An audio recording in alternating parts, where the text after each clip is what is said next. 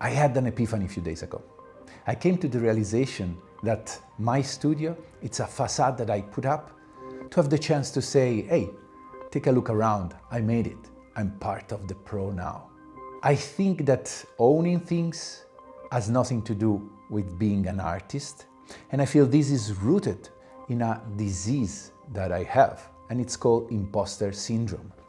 And today I want to share 5 thoughts that were crawling in my head that eventually lead me to what was the least productive year of my life.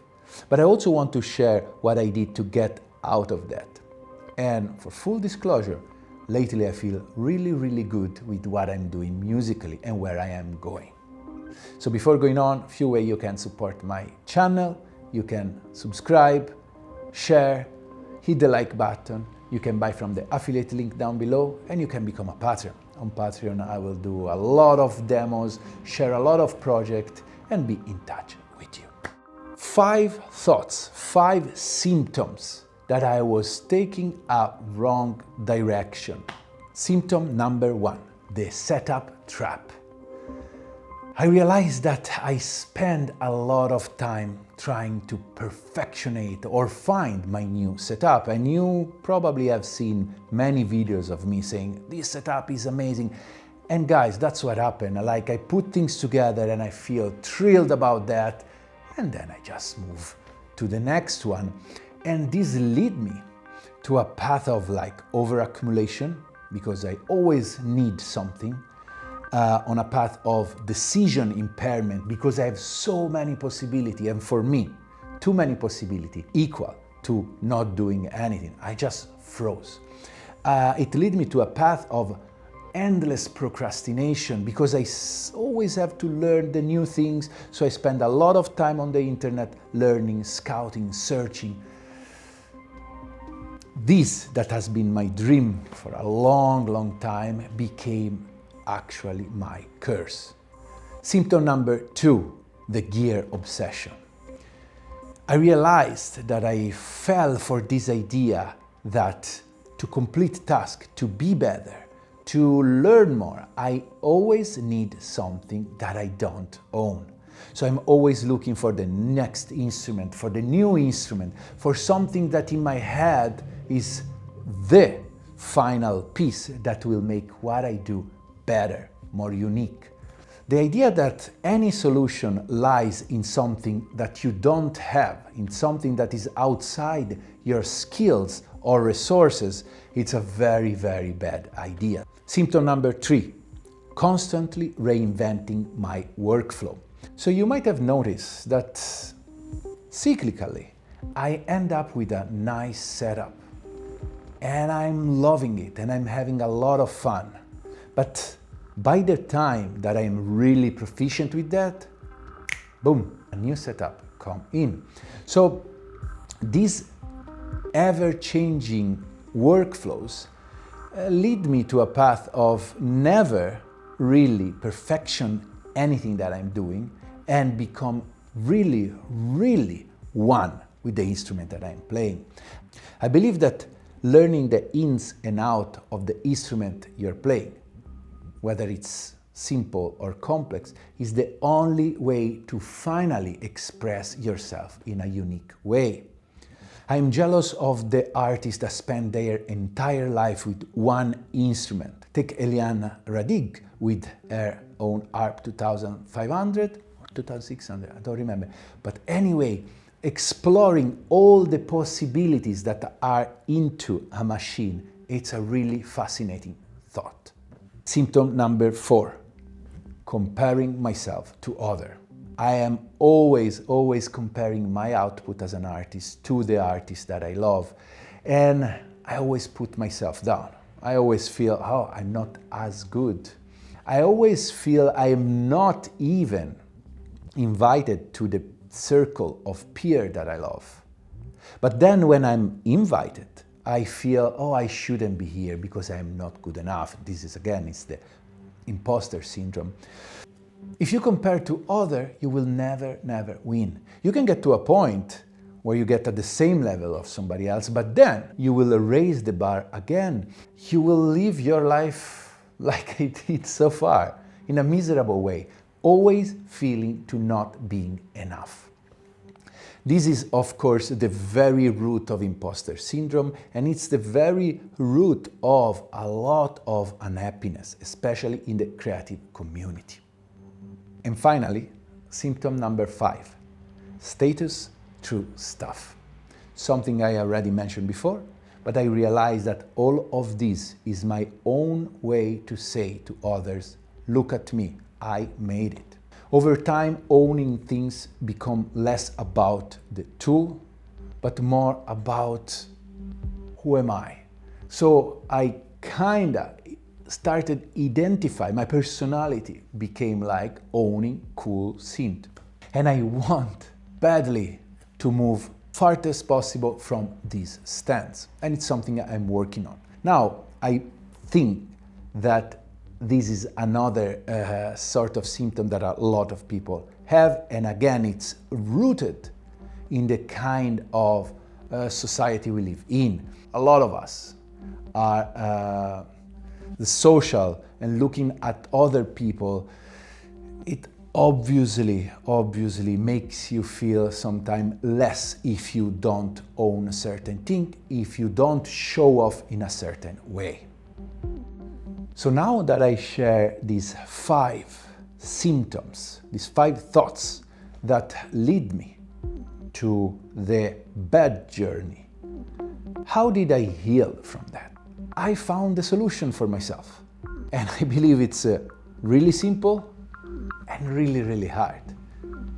And it is to be your own judge. You must be your own judge. I believe that the moment you step away from all the preconceived idea on what you should be, you will find happiness, you will find peace. It's easy to say, but obviously really hard to put in the work. But I found some things I focused on that really helped me being more happy, more productive, and eventually being honest and truthful to myself. So what are these things that I focus on? Number 1, celebrate your unique voice and its impact on others. You might have heard this tons of time, but there's only one you. And the way you can contribute to the creative pool of this world is important, is as important as anybody else. What might seem ordinary or not enough for you can be of great inspiration for others.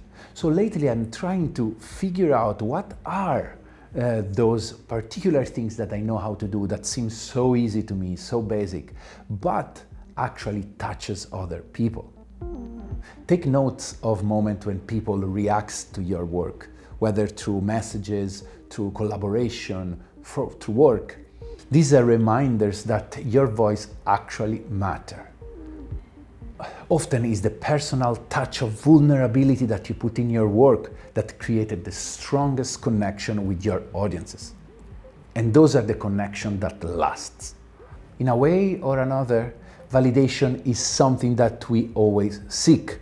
And maybe if we stop a second and realize that our voice actually touches somebody, we will need less of that. Number 2, I accept my limits. This is actually the core of what I like to do and the core of all the values that I try to express in this channel. Embrace your limit. Find a way to be creative with what you have.